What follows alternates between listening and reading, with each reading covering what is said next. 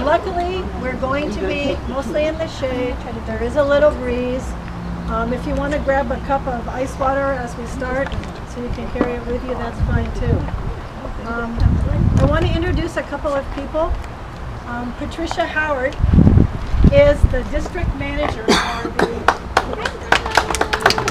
Alamo Lafayette Cemetery District.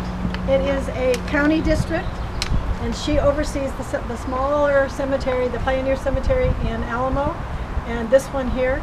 So if you're interested in kind of ending up here, you can come and see Patty someday when she's here at the office. Thank you. There is also a cemetery board of directors that makes decisions with Patty, and so Nancy Flood is here, and Carolyn Thiessen is also here today, and I am the third person, and we keep Patty on the straight and narrow as best we can. So first is some introduction. This cemetery had its first burial in 1854. She was a young girl named Henrietta Hodges. Her family had come here by covered wagon, and she was 13 years old when she died. There was no formal cemetery in Lafayette, but the family asked the property owner, Medford Gorham, if they could bury her, and she's actually buried up at the top of the hill, and we'll see her grave if we make it that far. And we'll also see the Hodges plot, the rest of her family. They are in two different areas of the cemetery. The cemetery was actually formed in 1874, 20 years after Henrietta was buried here. The poor man who owned this land had people continually being buried here after Henrietta, and I think after about 20 years he thought, yikes, I can't grow crops, I can't build buildings, and so I better sell this property. So 4.5 acres of his land was sold to the community for $100, and it officially became the Lafayette Cemetery in 1874. So what I would like to do today, I have some of the same pictures you've seen, is to walk around, and we'll stop at some graves, just briefly talk about who they are and what they did, and we hopefully should be able to do this in less than an hour. It will not hurt my feelings if you get too hot and you've had it. The only problem is if you're parked behind some other people, you may get to do the whole tour. We'll see how it goes. But we're just going to kind of go slowly, and we're going to go up this first path, and so if you want to start, we'll just kind of go up this way and start with the Hodges. So I guess I'll lead. Yeah, get this in person. Very good. You look nice, by the way. Oh, thanks. This is like the coolest thing.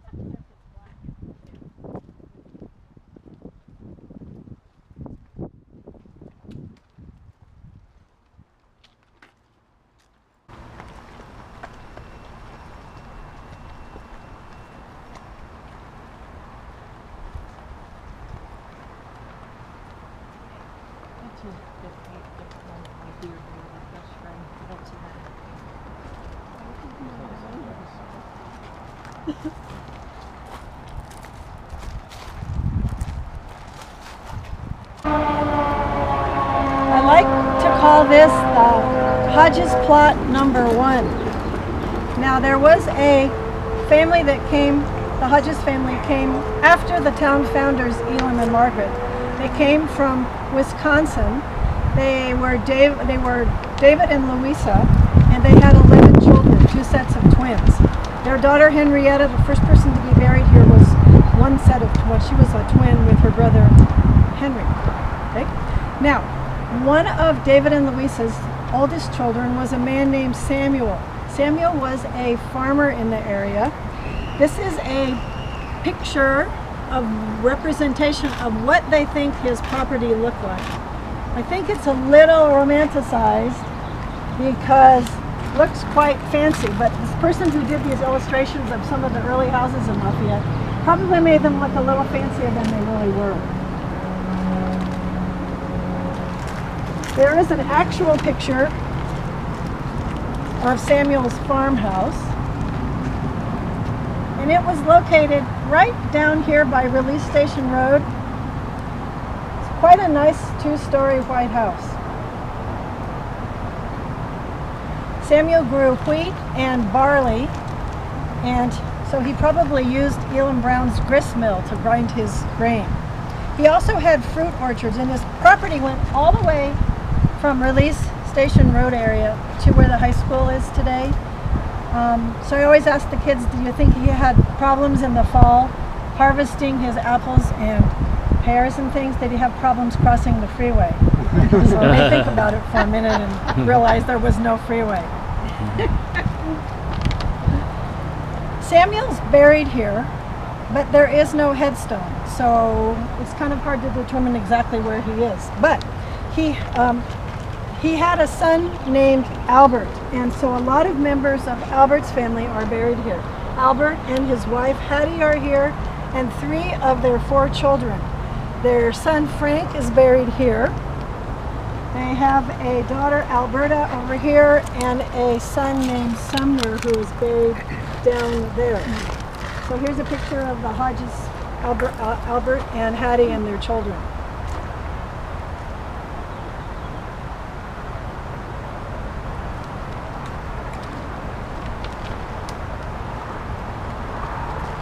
This is a picture of Sumner and his wife Katie on their wedding day.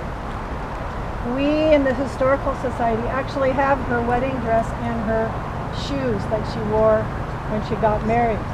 Now I came to take some pictures because I've been looking at this gravestone for a long time, but when I looked at Sumner's grave, it said Sumner on one side and it said Clara next to him.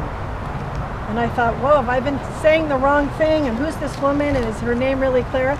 But then when I looked into it, I discovered Katie is also buried here. She predeceased Sumner, and he married Clara. So it's all okay. We have his second wife is buried with him, and his first wife is buried near him. You'll notice too that there's a grave here that says Baby Hodges. A lot of babies were born too early, or something was wrong with them, and so without the medical help that they can get today, obviously they wouldn't have survived.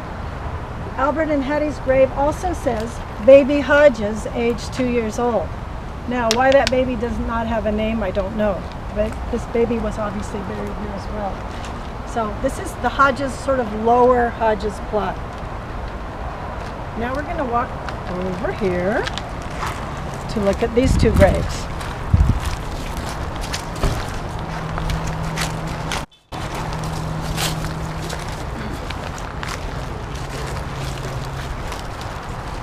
Hold this up backwards too. There was a longtime school teacher in Lafayette and also in this area. Her name was Margaret Jenny Bickerstaff,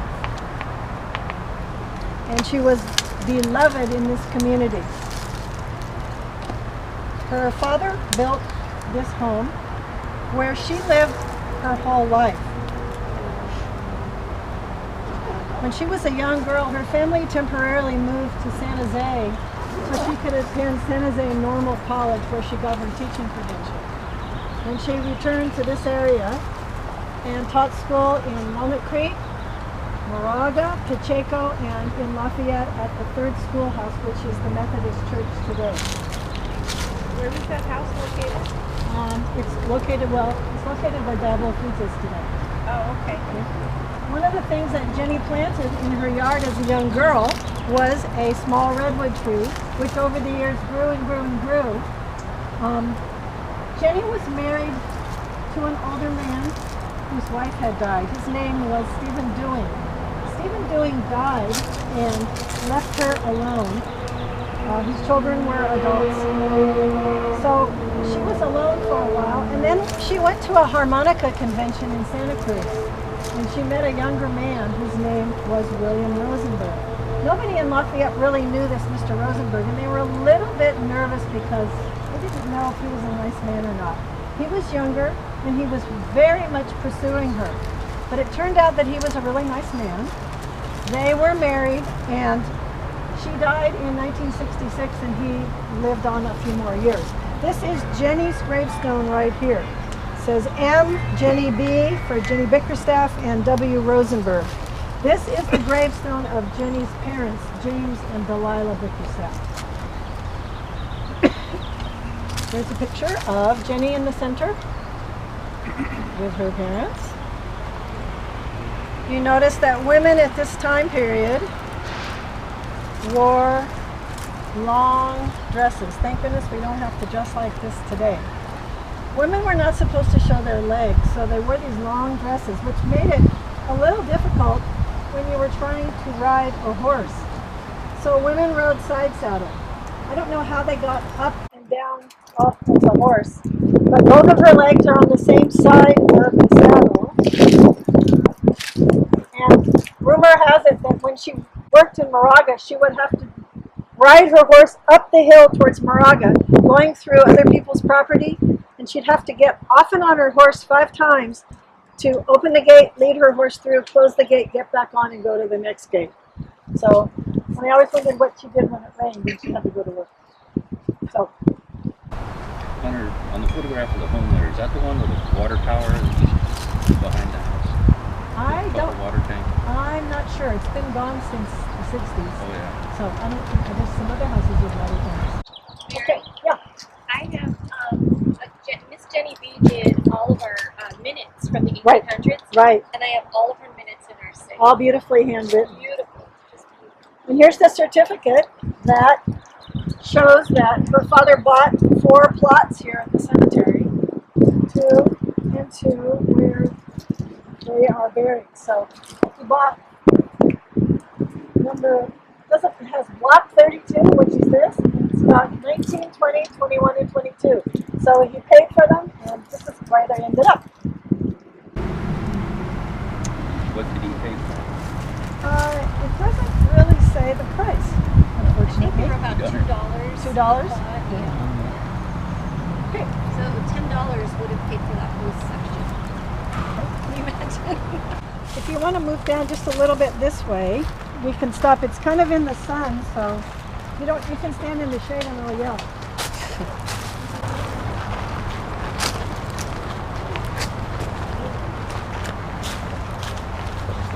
There were 2 brothers who came here from Canada in the late 1800s. One of them is Peter Thompson, who was the town blacksmith, and we'll be seeing his grave up here a little bit. But his brother Robert came in 1869, 10 years after Peter. Robert came by a railroad because they had built the Transcontinental Railroad by then. So it's probably a much faster, safer trip. Robert lived here with his family. His wife's name was Charlotte. I think she was called Lottie. And they had 1, 2, 3, 4, 5 children.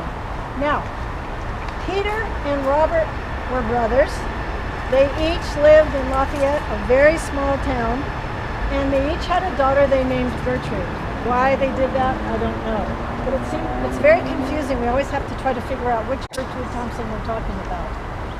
Their son, Edgar, is buried here, and Edgar died when he was 45 years old. It doesn't say what he died of, but they found his body in Oakland when he was 45 years old.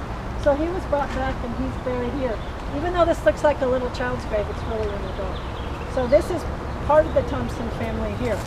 Robert was the roadmaster, which meant that he collected taxes. So he probably wasn't as popular as his brother Peter, who was the blacksmith. So now we're going to walk this way.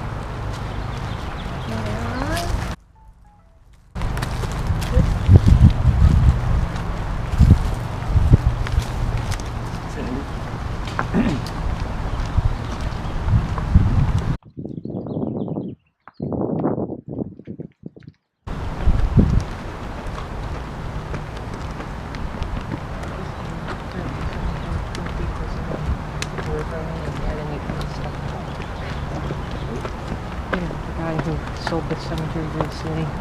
It became a cemetery because people would bring their bodies to his property. And he couldn't stop them. Yeah, well, the tree's empty now.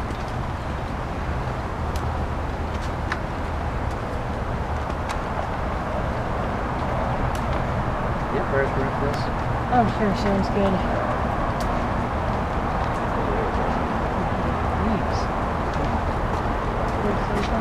Oops, sorry. There'll be a problem here for that one.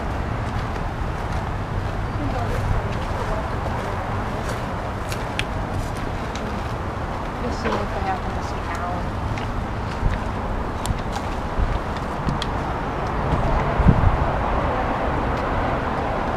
look good.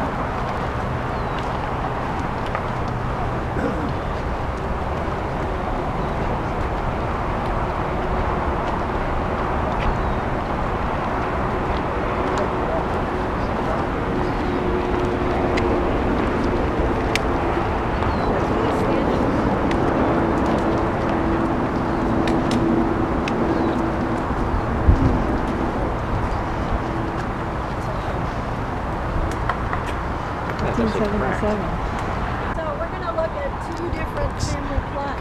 This is the Daly family, lots and lots of members of the Daly family. The Daly family owned the meat market in town.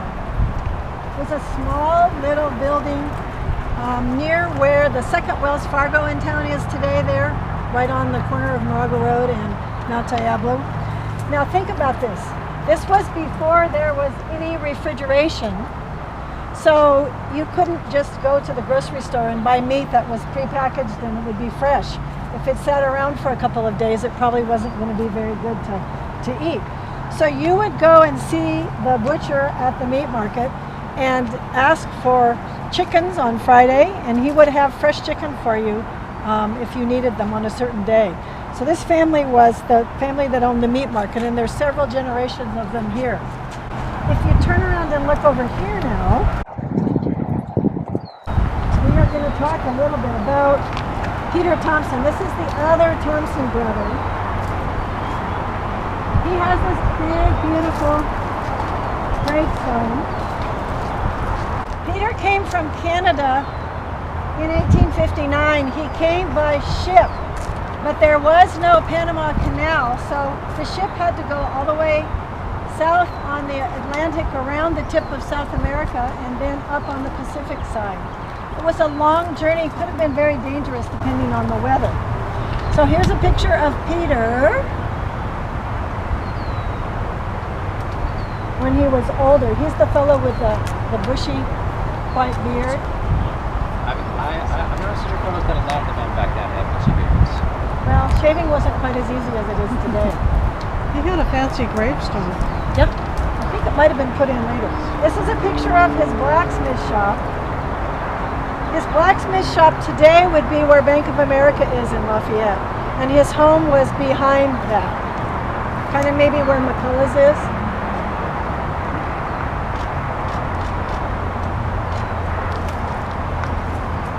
What else do I want to tell you about Peter? We have a couple of his anvils at the history room. So if you needed tools or needed to have your horseshoes put on, you had to go see Peter. There were no hardware stores in Lafayette at this time.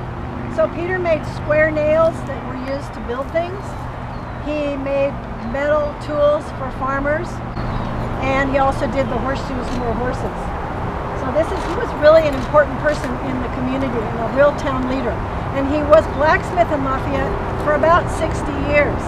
He came here to be an apprentice and then ended up purchasing the blacksmith shop from the original owner, and then was here for 60 years. So really amazing man. Now, this is another family plot right over here. So we're going to take a peek at this. You can want to stand over here or over there in the shade. I know it's hot in the sun.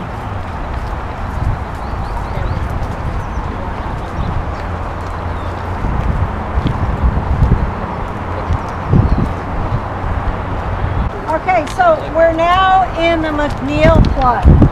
The first McNeil to come to Lafayette was William McNeil. He came from Ireland. He was the first immigrant in Lafayette who came from a different country. You notice he didn't really live too long. He was only 35 when he died. His wife, Jane, was the granddaughter of Margaret Allen Brown, who came with the original wagon train party to California in 1846. They had a son whose name was Robert. This is Robert and his family in front of the store. Robert bought the grocery store in 1902 and ran it till about 1935. today it's where the new restaurant sideboard is. It was the store for many years, and then it was remodeled, but it kind of was empty for about 10 years. And it's just been right down on the plaza. It's just been occupied, and there seems to be some new businesses going in there. Here's Robert and his wife, and she is one of the Gertrudes. She is Robert's Gertrude. They're a very handsome couple.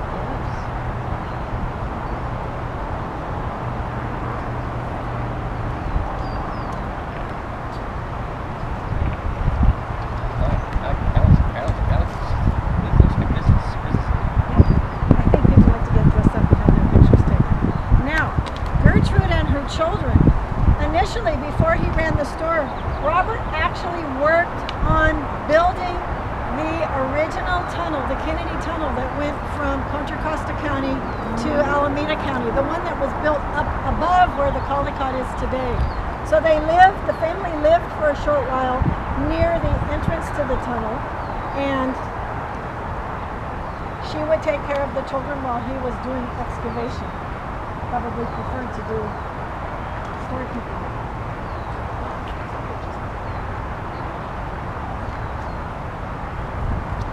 Now inside the store in the 1920s, if you look carefully, you can see that there is a little boy in the foreground here.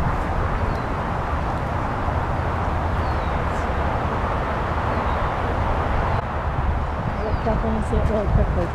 Can you see this little boy?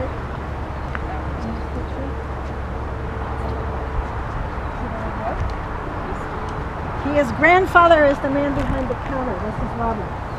This little boy was the grandson of Robert McNeil. His name was also William. And William has a plot right here. William is still with us. He is pretty amazing.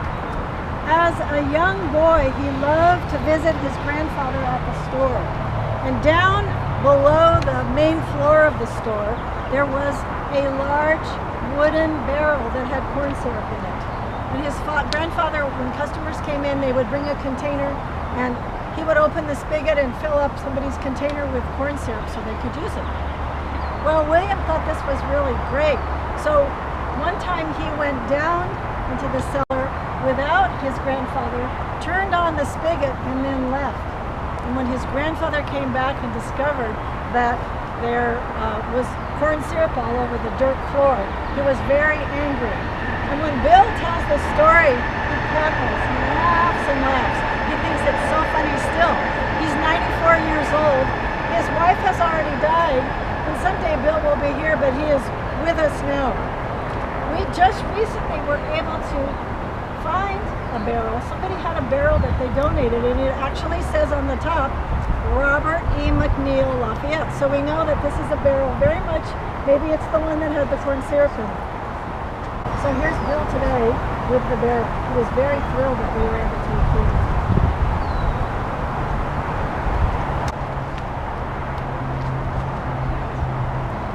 Another relative is Stuart McNeil, and I think Stuart was another son of Robert, and Stuart actually had a dairy. The corner of Beechwood and maybe Release Station Road, there was a cow dairy. He delivered milk. So this is Stuart McNeil, another one of the McNeils.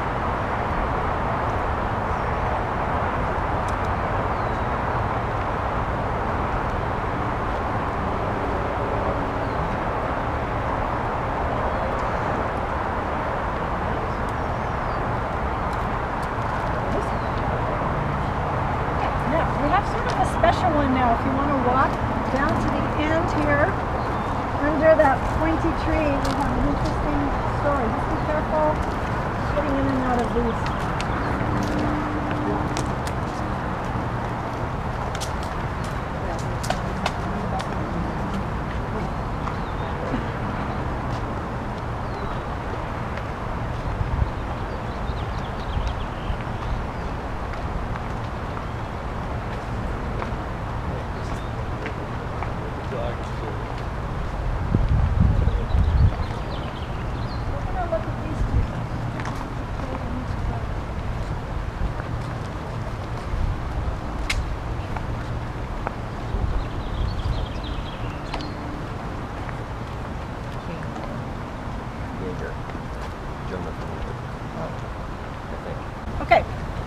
not famous people in Lafayette history, but I think every cemetery must have an interesting cemetery story. Walter Smithen was a man who lived in Lafayette. He loved the outdoors, hunting, fishing, camping. Unfortunately, he became ill, maybe had something like cancer, and was in bed for quite a while before he passed away. He was cremated and his ashes were buried here. The grave next to him says Jäger, beloved hunter and pal. Jäger, isn't that hunter in German? You're right. That was the next thing I was going to say. Very good. You read my mind. Anyway, I always ask people if they can figure out the connection between these two graves. Anybody have an idea? He was a dog. Thank you. Hunting dog? Hunting dog. The story goes that when Mr. Smithen died, the dog died of a broken heart. Probably he was an old dog. But the family asked permission of the cemetery for the dog's ashes to be buried here next to his master. So they're still here. Usually you don't get animals in a people's cemetery, but we have a dog. So it's kind of exciting. Which one is it? The one on the left that says Jäger.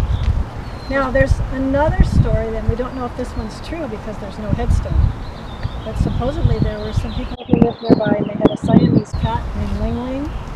And Ling Ling got sick and died. So they snuck up here one night in the dark with a shovel and the dead cat. They dug a hole and buried the cat. Nobody knows for sure if it's true because there's not a marker.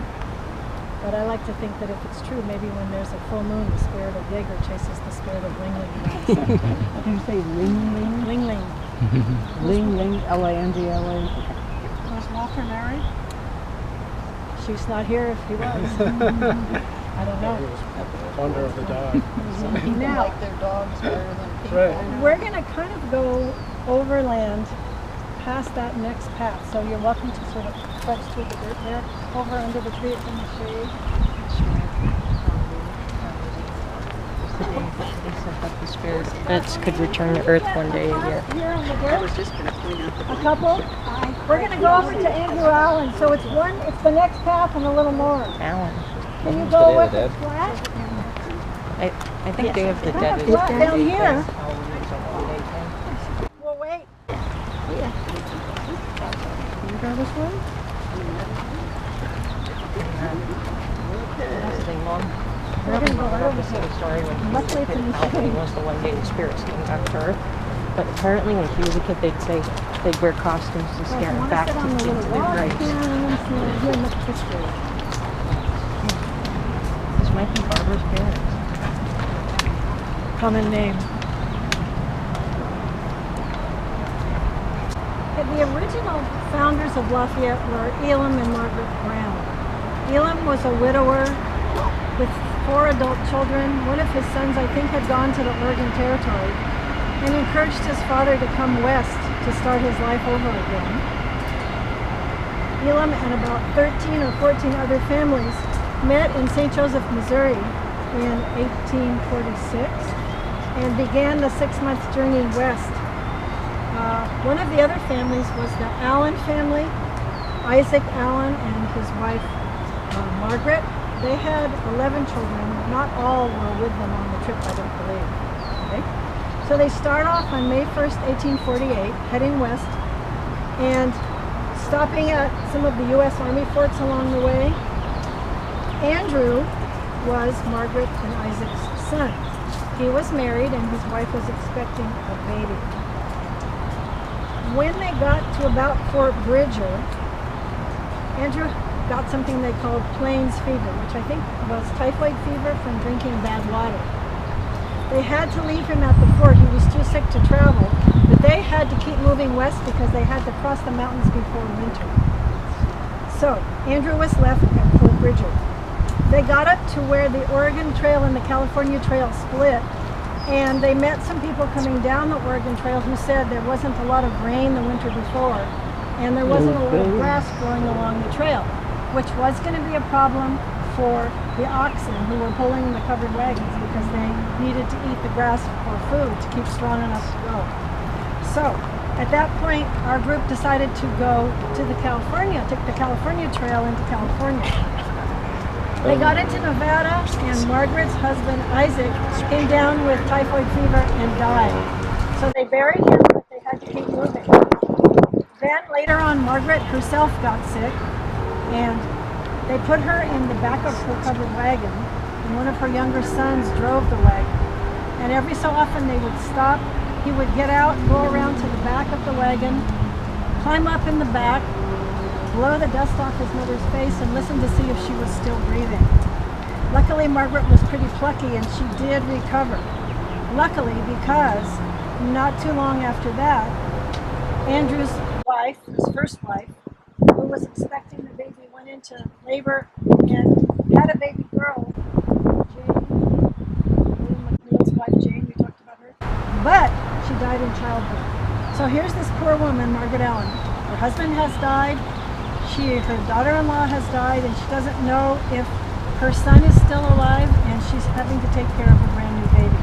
So it wasn't real like a summer vacation for these people. It was very, very perilous on this journey. Our group got over the Sierras. They actually traveled for a short while with the Donner Party, but our people were a little brighter.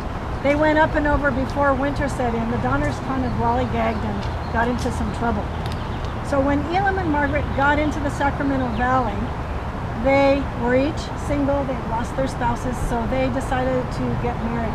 I don't think it was a big love match. I think it was for practical purposes. They were 50 years old, so I don't think there was all this lovey-dovey stuff, but they did get married and spent some time in this Northern California area.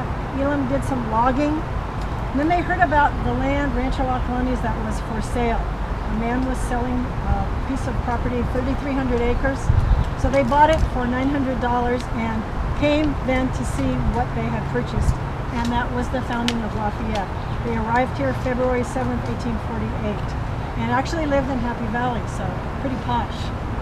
You said they left in May 1848 and they got here in February. They left May 1st, 1846. So they were, yeah.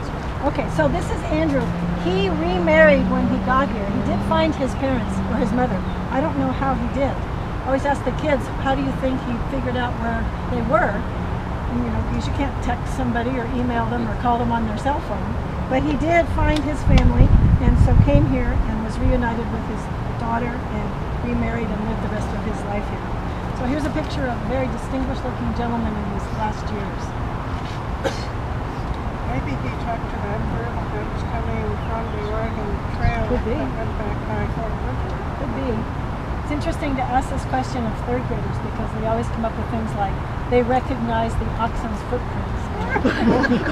Maybe they left a trail of something. They always have great reasons. So, Mary, why do they, in the pictures, why do they always look like they're... because pictures took a really long time to kind of be developed. So you had to sit very still for a long time, and I guess you got tired of smiling, so you looked very serious. Because that's what they look like. They're serious.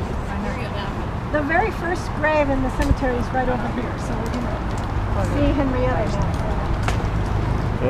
1854. The Hodges family had been here maybe 4 or 5, 6 years, and Henrietta developed tuberculosis. They had no medicine at that time, so unfortunately she died at age 13. So as I said before, there was no really official cemetery in Lafayette. The family asked Mr. Medford Gorham, who owned this property, if they could bury her up here at the top of a hill. So if you can imagine, you really have to imagine, peaceful, quiet, no freeway, no BART, no hotels, nothing. This was out in the countryside at the top of this pretty little hill. So Henrietta was the first person to be buried here. Most of the very early burials are here. Henrietta's parents are here, one of her brothers is buried here. So this was the earliest part of the cemetery. It's kind of spread out since that time. This gravestone is getting harder and harder to read because it's made of marble, and marble is a very soft kind of rock. And so over the years, it's kind of eroded. In the 20 years I've been going towards the kids, it's harder and harder to see every year. Luckily, Patty has records in the office, so we know who it is and how long it's been here. But eventually I think this is going to be smooth because it's going to just wear away. Today they're making most stone gravestones out of granite. and that is a much stronger kind of rock. The graves will not wear away. So today you can get a granite gravestone, you can get a metal one. Some people choose to have metal ones, especially if they're veterans. But this was the very first one, and it's disappearing, but at least we know who it is. All right, so why don't we just stand here and look at that great big one over there, okay? Can you see that one? Yes. Okay, that was a man named John Standish. He was related to Miles Standish of U.S. history. He came from Pawtucket, Rhode Island, and he was born in 1797. So he was born in George Washington was still alive. He came to California and actually purchased the grist mill that Elam Brown owned. John had a son named Philander, interesting name, and so the two of them ran the grist mill after Elam Brown sold it to them. He invented farm machinery. He invented a steam plow. You could make a fire and create steam, and it would run the plow for a farmer, so you didn't have to use an animal to pull your plow. So that's not his gravestone. It's sort of a monument to him. So it's kind of neat. It looks like an old spooky movie. Okay? Now, come. Are you guys up for two more? Okay. This is what we need to do. We need to walk down the hill and go all the way around to where the grass is. Okay? So take your time.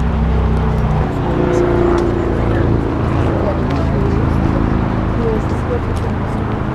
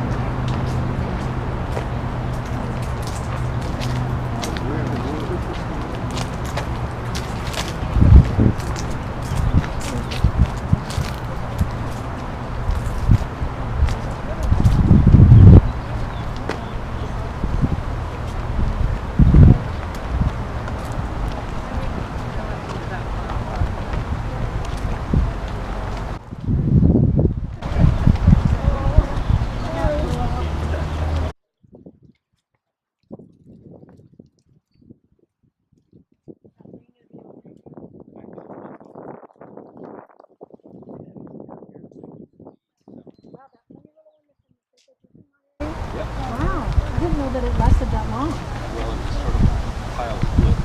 Yeah. I think Carrie might be down this one right here.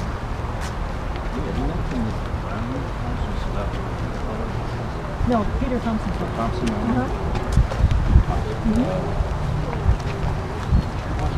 Further north, because I remember there was an old house on blacksmith shop. I think that's Carrie right in there on that plot to the right of the trees. So I might do that now instead of listening. I think these are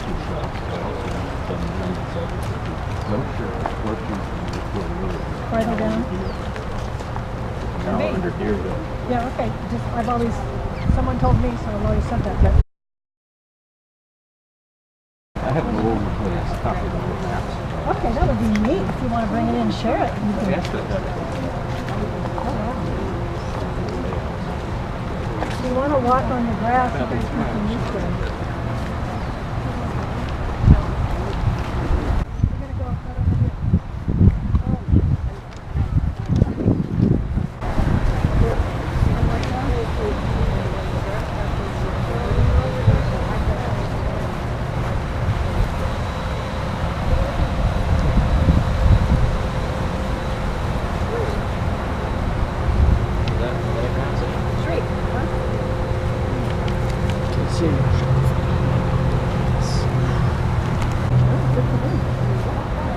There's a grave over here. It's a metal grave.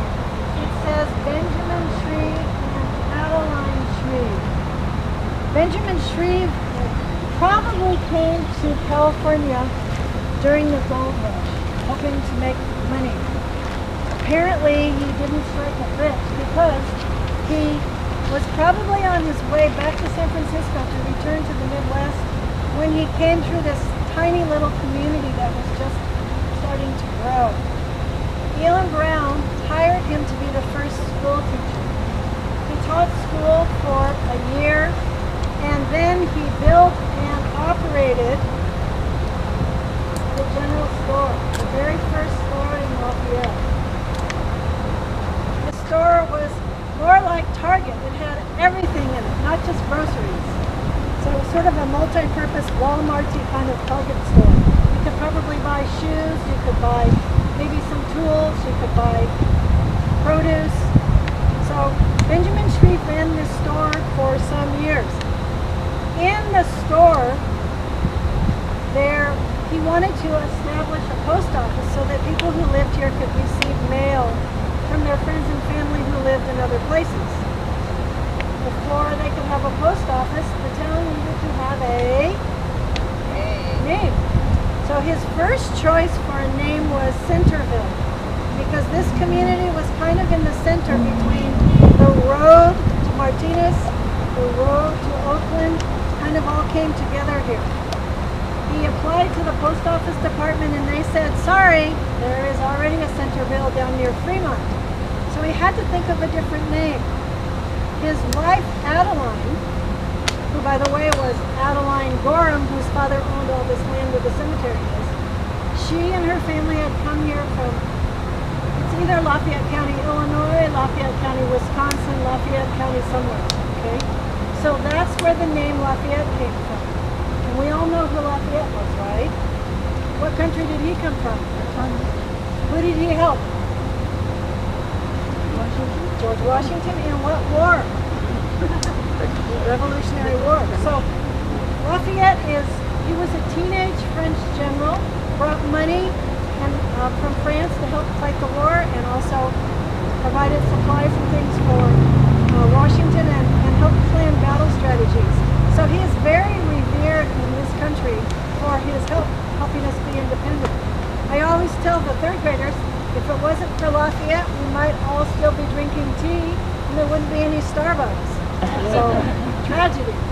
Anyway, Benjamin Shreve was the man, he and his wife named our town, so he's kind of an important person. We're gonna see one more grave. It's right over here on the other side of this little road. So we can just walk down here and then I'll go home and go swimming.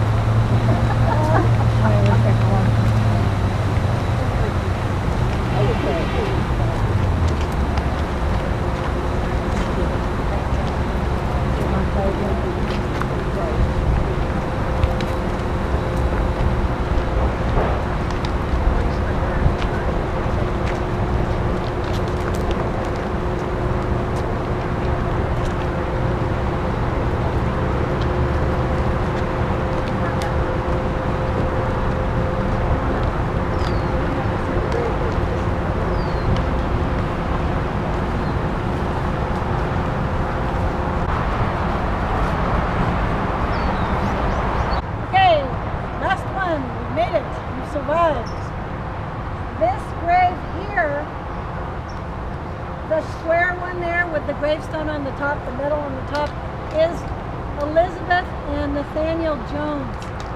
Elizabeth was Margaret and Isaac's daughter, one of their daughters. I believe she and Nathaniel were married before they came to California with the wagon train. And he was a farmer. They bought property up off of Happy Valley Road and obtained some black locust seeds and planted this beautiful grove of black locust trees. Which trees are those? They're kind of like, I don't know, black locusts are they like, I'm not sure. Do they have little pods on them? They have little pods. They have stem with lots of little leaves. They also have thorns in the wood. I don't know. I think there might still be some in here. Nathaniel Jones's claim to fame was that he was the first sheriff of Contra Costa County. So some of the people who came in that wagon train were really important. We have the first sheriff of Contra Costa County. Elam Brown was he was elected in Alcalde and helped with statehood in California. He was kind of a representative for our area. Peter Thompson also had a big part in local community. So these were really important people who came early on in 1846. They left and started this small community, but they were really civic leaders in the area. So important people. And this is what Peter's home, Nathaniel's home looked like. I'm sure that's not the same house now, but you can see some of the big trees. Where was that located? Happy Valley Road, between the BART station and probably not as far as the school for sure. Probably at the early part of Happy Valley Road there. Okay.